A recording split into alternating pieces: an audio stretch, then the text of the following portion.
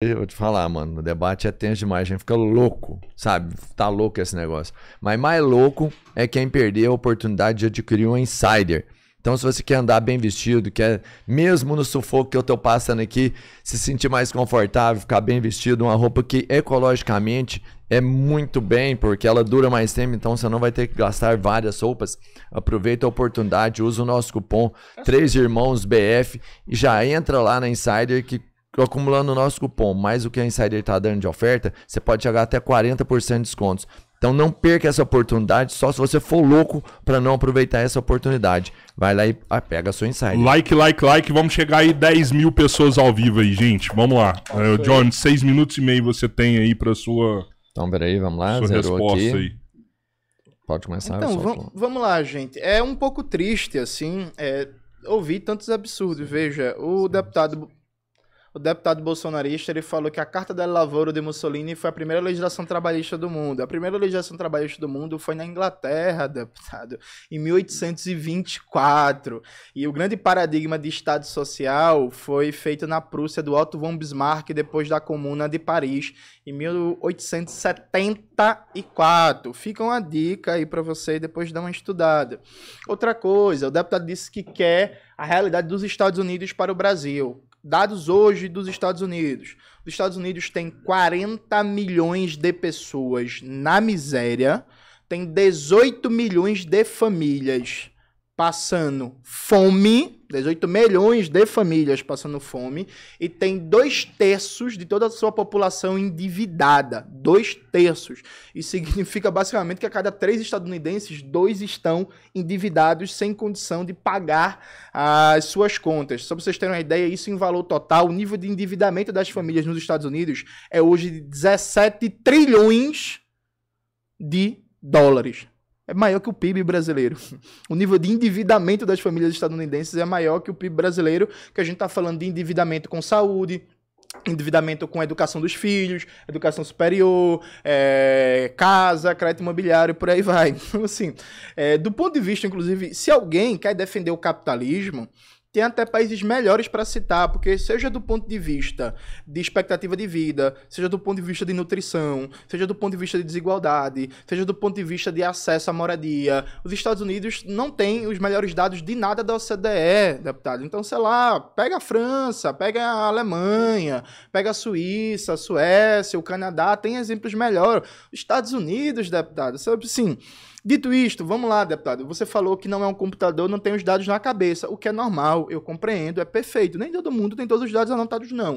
O problema é que você não tem dado nenhum, né? Você não consegue falar nada. Repetindo, ele não conseguiu responder a pergunta qual é a proposta dele para Minas Gerais, sendo o estado mais rico do Brasil em minério, porque Minas Gerais não é industrializado, é um buraco de mineração que só fica aqui poluição, degradação e volta e meia uma cidade é destruída por os grandes empresários. Mas tudo certo. Veja, no Brasil a gente tem 14 milhões de MEIs. Desses MEIs, só 0,9% tem um trabalhador contratado. A maioria dos MEIs é basicamente uma pessoa que quer vender seus serviços, tem que se registrar como empresa num processo chamado de pejotização e na prática não é uma empresa, é um trabalhador que assume a persona de pessoa jurídica para vender seu serviço para a empresa. Então o fim da escala 6x1 não vai atingir absolutamente nada os MEIs do Brasil.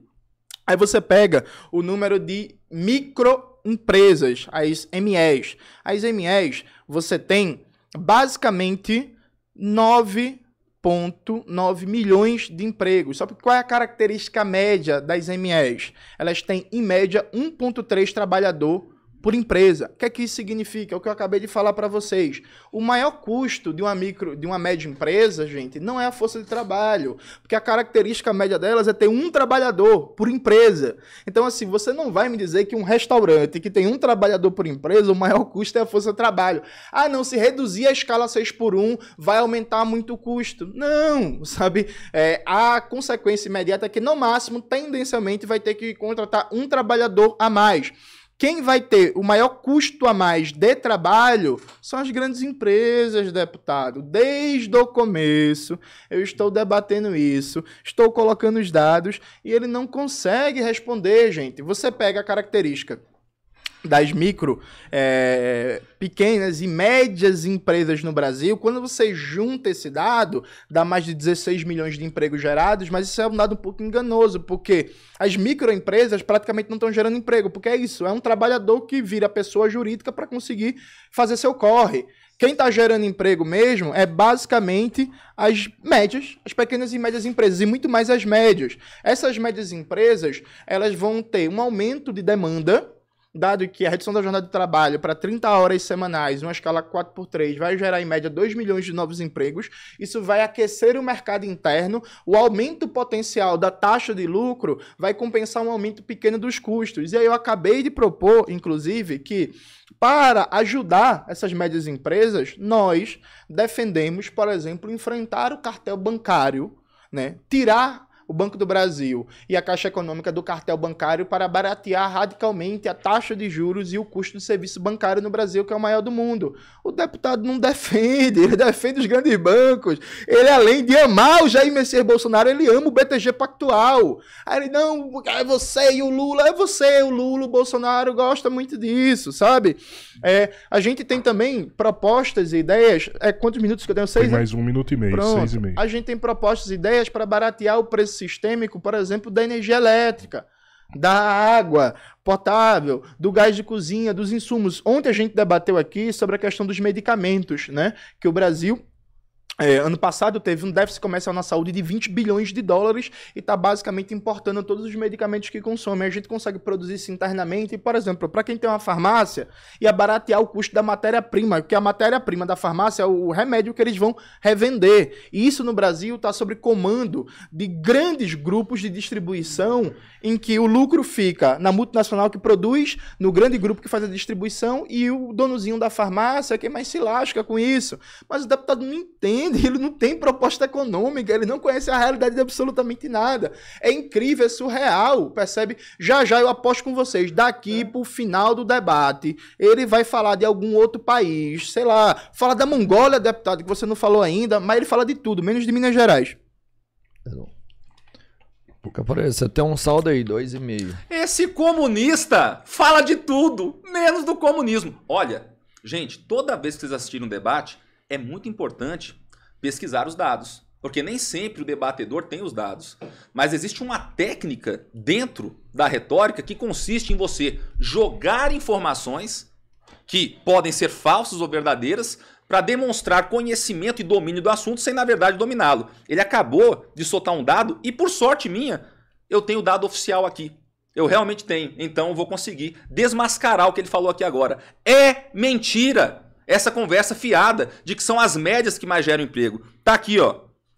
O Brasil possui atualmente cerca de 47 milhões de empregos formais. As micro e pequenas empresas são responsáveis por 55% dos empregos formais no país e por cerca de 70% das vagas geradas recentemente. Essas microempresas que serão destruídas da noite para o dia em uma canetada, se essa irresponsabilidade do fim da escala 6x1, que na verdade é a aprovação da escala 4x3, for aprovada da maneira que está posta. Sou bastante claro no que eu defendo aqui. Eu quero que o trabalhador trabalhe menos e que tenha mais qualidade de vida, mas você só consegue isso, não é no mundo da fantasia de um comunista alienado. Você só consegue isso com livre mercado. Não existe caminho fácil. Não caiam no conto da sereia comunista, porque, infelizmente, o destino para quem vai nesse caminho é a morte. E a prova disso é toda a história que nós já temos. Recomendo que vocês comprem e leiam um livro maravilhoso de Stéphane Courtois, que é um estudo com diversos historiadores, onde eles demonstram que só no século XX mais de 100 milhões de pessoas foram mortas pelo comunismo. Mas, ao mesmo tempo, a gente tem que condenar com razão o nazismo. Não tem nada mais nojento que o nazista, mas o nazismo matou 7 milhões de judeus. O comunismo matou 100 milhões de pessoas, mas ele se acha na posição moral de vir aqui falar a respeito dessa doutrina. Aliás, ele não fala, ele está falando a respeito de Minas, né? Estado que eu defendo, inclusive com redução de imposto. Momento que Ele falou que eu jamais teria feito isso. Aí ele não É fez isso nada para favorecer a economia. Eu nunca votei aumento do meu próprio salário. Eu nunca votei aumento de imposto. Eu tenho coerência. Eu trabalho para servir a população e não para se servir dela, como esse parasita do Estado aqui. Caporeza, agora é a última pergunta dessa etapa. Você pode fazer em 5 minutos. Vou pensar aqui um pouco. Galera, se inscreve no canal, segue a gente também em todas as redes sociais, Kawaii, TikTok, Facebook, Instagram. É um tanto quanto inútil fazer pergunta, porque ele não responde as perguntas que eu faço. Eu faço a pergunta e ele simplesmente fala de outras coisas. Ele demonstra o quê? Que ele tem muitos dados. Nossa, olha só como eu sou estudioso, eu tenho muitos dados aqui, só que ele não tem aplicabilidade nenhuma para nenhum dos dados que ele tem. Eu falei a respeito de um fato bastante básico. Você nega que vai ter aumento da inflação caso isso seja feito na base da canetada, a aprovação do fim da escala 6x1? Você nega que vai ter aumento da inflação? Jordan, 5 minutos pra você responder. Ficou com É bem rápido. 4,5, tá? Vamos lá. Sim, nego. Não, é porque eu não soltou o tempo, ele jogou certinho Também aqui, é usou. só pra... Vamos lá. Esse cara não é sério, bicho. Não tem lógica. Esse é quem entende economia. Deixa ele fazer aqui, ó. Ele não respondeu porque o Chrome tava parado. Ele tá. espera, Não, Ele respondeu. eu respondi. Agora Foi Não direto. deu tempo nem de iniciar a Volta resposta. pra Não ele. vai ter inflação, não. É porque as coisas vão se resolver por uma passe de mágica. É a mágica dos teóricos do comunismo para administração do Estado, cara. Não tem lógica, cara. Não entende nada de economia esse cidadão. É brincadeira um negócio desse.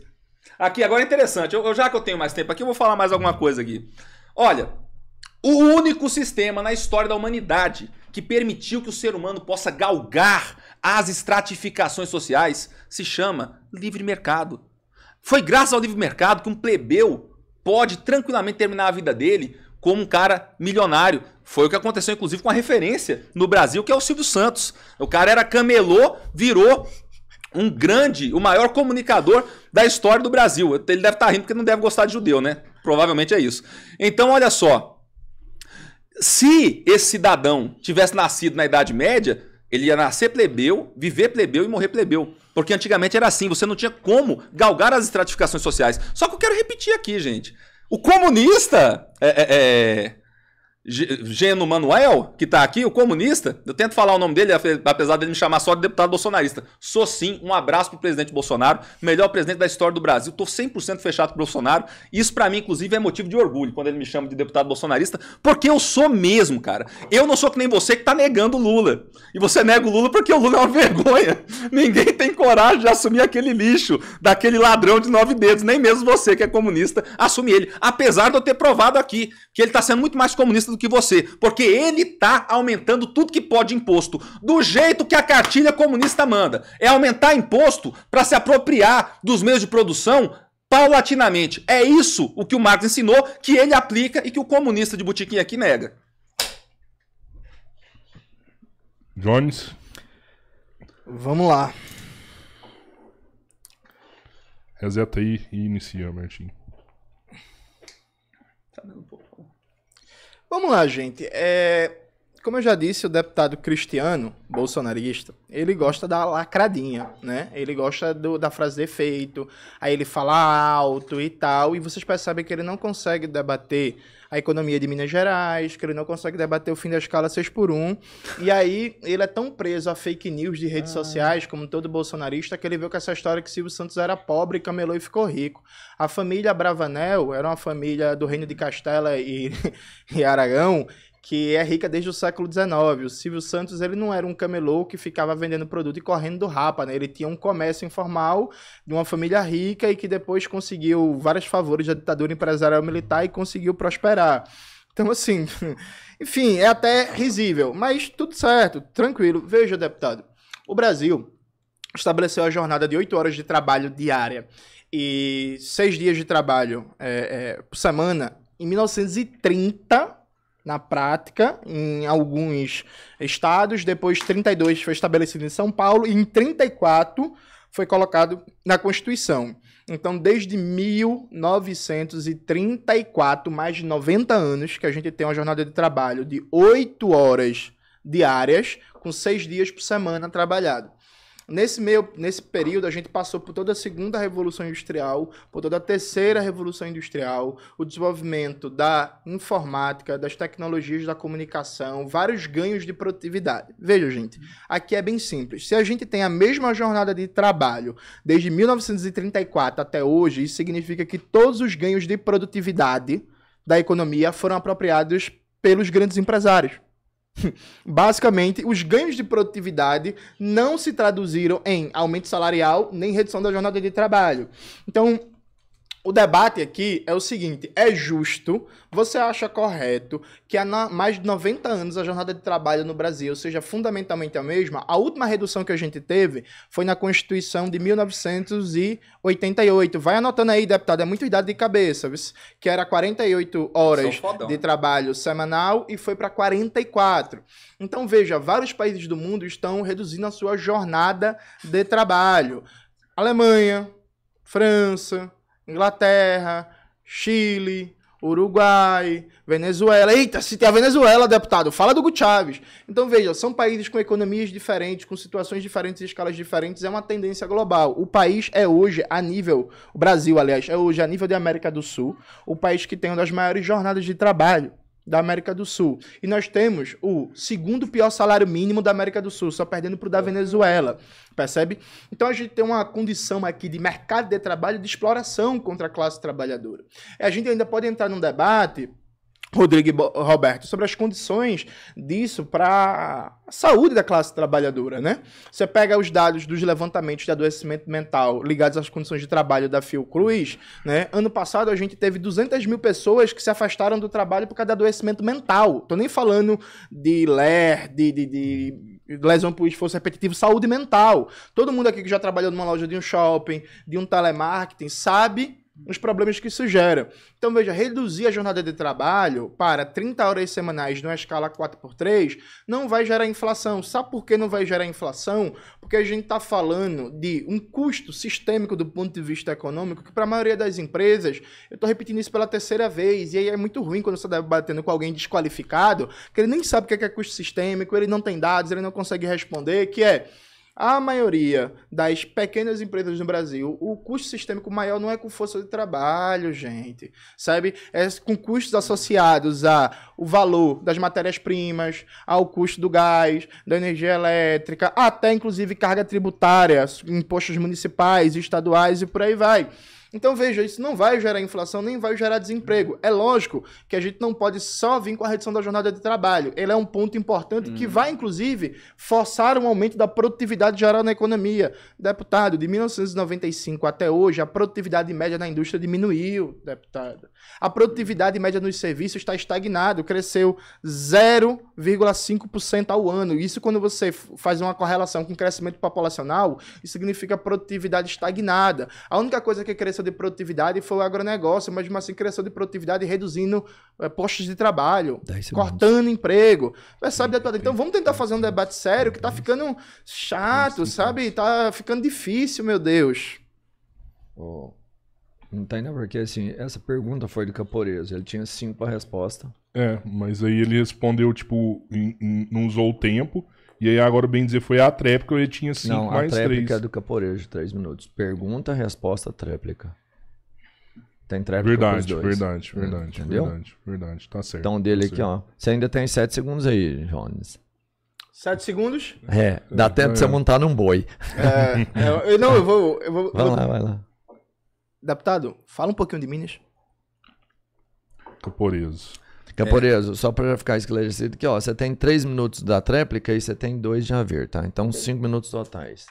Quem está assistindo aí certamente já viu que eu falei da minha atividade parlamentar e falei sim de alguns locais de Minas Gerais. Mesmo a gente sabendo que o tema da matéria hoje aqui é o 6 contra 1, que ele não está falando, ele quer que eu fale de Minas, porque ele tentou me estudar. Já pensou lá atrás, quando eu desmascarei ele com um dado que, por sorte, eu tinha aqui, a respeito das micro e pequenas empresas que são responsáveis por mais de 55% dos empregos, que ele falou que elas não geram essa quantidade de emprego. Tua máscara caiu aqui na frente de todo mundo, cara, e você não vai admitir. Você vai continuar com essa pompa. Agora ele deve estar mexendo no celular aqui, que o pessoal da equipe dele tá mandando os dados pra ele parecer inteligentinho e ler tudo, enquanto eu estou aqui debatendo. Então a equipe dele fica mandando pra ele os dados, ele vai abrir daqui a pouco, vai ler, pra ver que ele é super qualificado, né? Já tá lendo agora, inclusive. É interessante a mentalidade do sujeito. Criticar o Silvio Santos. Não tem lógica. O senhor Abravanel é de uma família rica, sim, que veio pro Brasil e chegando aqui ficou na pobreza. E graças à sua competência, remou tudo de volta. Meu bisavô era rico, sabia? Eu sou pobre. Eu recebi a Bolsa Família lá no Nordeste, que você conhece muito bem. E eu deveria saber, porque você é nordestino assim como eu, deveria saber o tipo de covardia que fazem contra a gente lá, em época de eleição. Porque quem controla o benefício são as prefeituras. Ou nunca aconteceu de um prefeito bater na tua porta, como bater na minha e falar assim, olha aqui, ó, ou você vai votar em mim ou eu vou cortar teu benefício. Eu passei por isso, cara. Você passou? Você sabe o que é essa dor, essa dificuldade? Já que você defende tanto esse sistema completamente corrompido do jeito que está aí? Porque, com certeza, o esquerdista é a pessoa que defende esse status quo que está posto no Brasil e que oprime a nossa gente. Tá bom? Então, questão de custo sistêmico. O sujeito nega que vai gerar inflação. Isso é o básico de economia, porque ele fala que a questão do gasto com o empregador, com o empregado, na verdade, é só uma parcela. É claro que é uma parcela, mas é uma parcela muito relevante. Hoje em dia, a população brasileira sofre com falta de mão de obra, porque está cada vez mais difícil contratar. E o empreendedor agora, além de ter essa dificuldade gigantesca, eu não estou falando do grande capital, não. Quem defende o grande capital aqui na prática é o comunista. Porque em todas as sociedades comunistas sempre houve aquele relacionamento espúrio de caminhar lado a lado entre Estado e poder econômico. O que não tem são os médios, pequenos. Por quê? Porque essas pessoas aqui odeiam a classe média. Eles querem que ou esteja todo mundo na igualdade da pobreza, da miséria, ou que seja um super rico, como Fidel Castro. Agora, ter condições da classe média galgar as estratificações sociais, ele não quer. Ele fala que ele confunde falar alto com lacração. Eu sou polícia, meu irmão. Eu falo alto, é normal, entendeu? Isso não quer dizer que eu tô lacrando, porque eu tô te dando dados. Vários dados, inclusive, que você nega. Tá